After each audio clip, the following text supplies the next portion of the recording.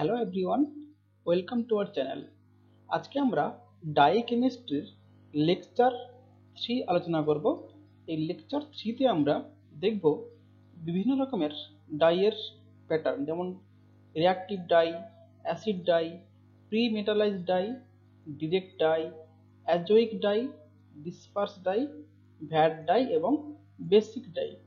এই 8 ধরনের ডাই তারা কিভাবে ফাংশন করে সেগুলো আমরা দেখব। এই যে ডাইয়ের যে ক্লাসিফিকেশন, এটা মূলত করা হয়েছে কিসের উপর? না, তাদের অ্যাপ্লিকেশনের প্রসিডিউরের উপর ডিপেন্ড করে এই ক্লাসিফিকেশনটা করা হয়েছে। প্রথমে আসছি আমরা রিঅ্যাক্টিভ ডাই। রিঅ্যাক্টিভ ডাই কোনগুলো? না, যেগুলো ডাইগুলো রিয়াকশন করে, যে ফাইবার বা ইয়ার্ন ইউজ করা হয়, সুতো ইউজ করা হয়, তার সঙ্গে রিয়াকশন করে তারা কেমিক্যালি অ্যাটাচ হয়ে যায়। যেমন ধরো, এই একটা আর একটা গ্রুপ, এর সঙ্গে এই একটা গ্রুপ আছে, একটা ডাই মলিকুল। এই ডাই মলিকুল আর এটা কি, যে কটন বা যা কিছু থাকে সেখানে কি থাকে? সেলুলোজ থাকে। সেলুলোজ একটা ওএইচ আছে।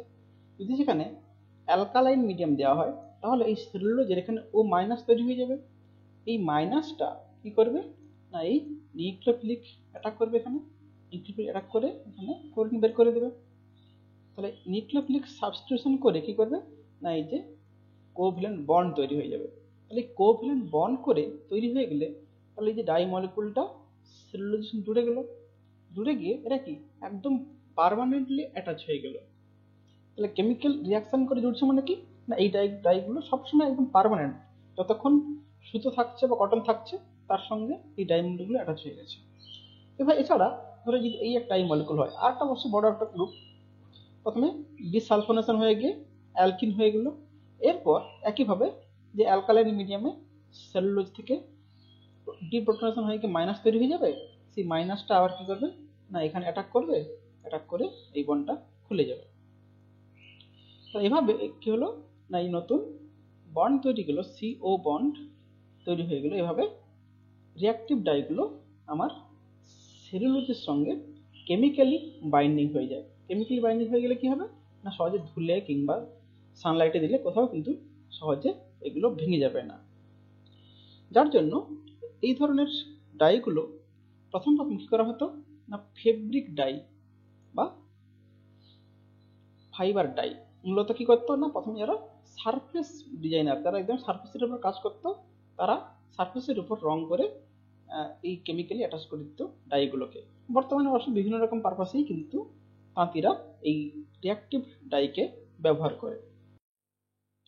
এবার আসছি acid die. Acid die basically কি? না, এই যে অ্যাসিডিফাইড বেসিক ডাই। এগুলো নর্মালি প্রোটিন ফাইবার এদের কিংবা নাইলন কিংবা অ্যাক্রাইলিক অ্যাসিড, অ্যাক্রাইলেট যে পলিমারগুলো হয় তাদের সঙ্গে এগুলো খুব সহজে জুড়ে যেতে পারে। যেমন হচ্ছে এই যে একটা ডাই অ্যাসিড রেড 80, আচ্ছা অ্যাসিড ডাই, এটা কি করা হয়? না, যে উলের যে বিভিন্ন রকম দ্রব্য হয়, সেই উলের ইয়ার্নগুলোকে কালার করতে এই অ্যাসিড ডাই ব্যবহার করা হয়। প্রি মেটালাইজড ডাই, এখানে কি হয়? না, এখানে প্রথমেই ডাইয়ের সঙ্গে একটা metal, normally chromium metal attach করে দেওয়া হয়, যার ফলে এখানে আর কোনো মর্ডেল ইউজ করতে হয় না। তাঁতিরা এই ডাইটাকে, প্রি মেটালাইজ ডাইটাকে সহজেই জলের সঙ্গে মিশিয়ে তারা যদি বিভিন্ন কাপড় হোক, সুতো হোক, ডুবিয়ে দিলেই তার সঙ্গে অ্যাটাচ হয়ে যায়। এটা হচ্ছে কি? না, প্রি মেটালাইজ ডাই। মোস্টলি তাঁতিগুলোই এই ধরনের ডাইকে ব্যবহার করে। এবার আসছি ডিরেক্ট ডাই। ডিরেক্ট ডাইগুলো হচ্ছে কিনা সাবস্ট্যান্টিভ ডাই, মানে হচ্ছে পার্মানেন্ট ডাই। এগুলো কোনো রকম মর্ডেন ছাড়াই কিন্তু কাজ করতে পারে, অর্থাৎ মর্ডেন না অ্যাড করলেও ডিরেক্ট ডাইগুলো ডিরেক্টলি যে কটন হোক, ইয়ার্ন হোক, ফাইবার হোক, তাদের সঙ্গে পার্মানেন্টলি অ্যাটাচ হয়ে যায়।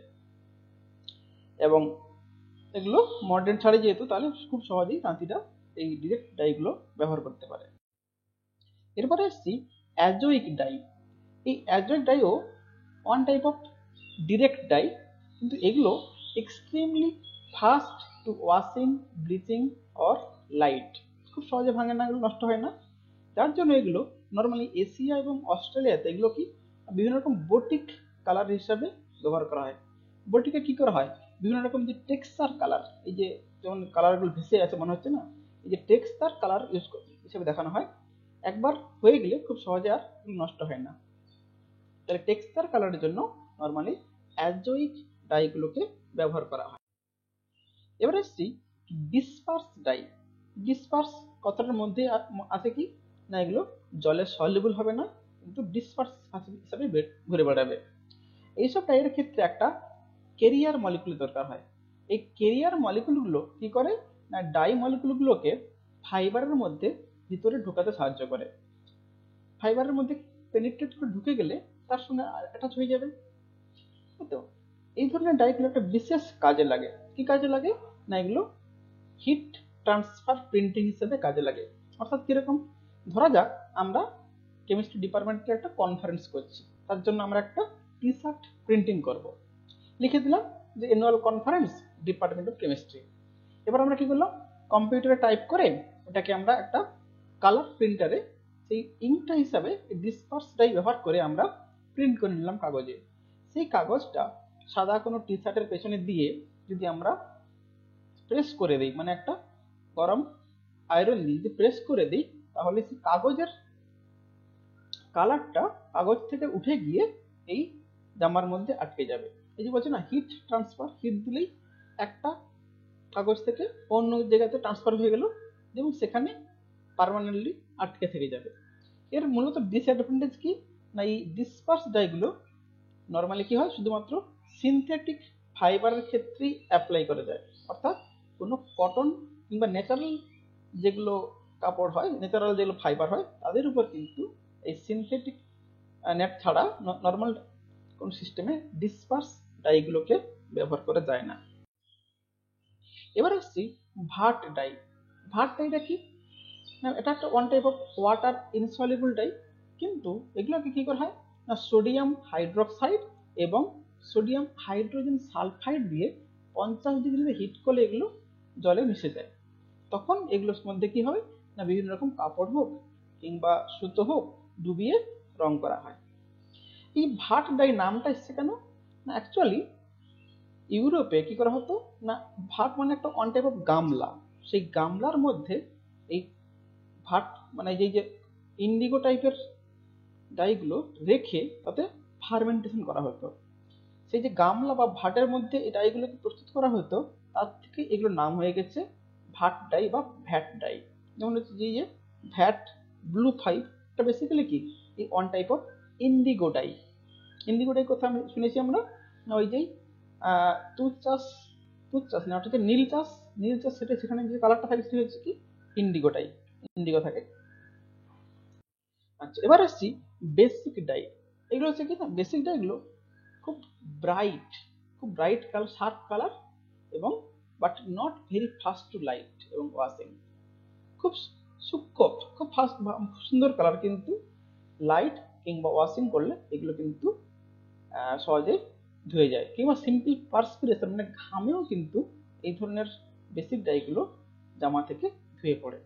তাহলে এইভাবে আমরা মোট 8 ধরনের ডাই আজকে আমরা জানলাম, তাদের কিভাবে অ্যাপ্লিকেশন করা হয় তার উপর ক্লাসিফিকেশন দেখলাম। আজকে এটুকুই জানবো, পরের দিন আমরা দেখব ডাই কেমিস্ট্রি। ডাই কেমিস্ট্রি মানে কি করে ডাইং গুলো হয়, প্রসেস হয়, তার উপর বেস করে আমরা ডাইং কেমিস্ট্রিটাকে বোঝার চেষ্টা করব। Thank you.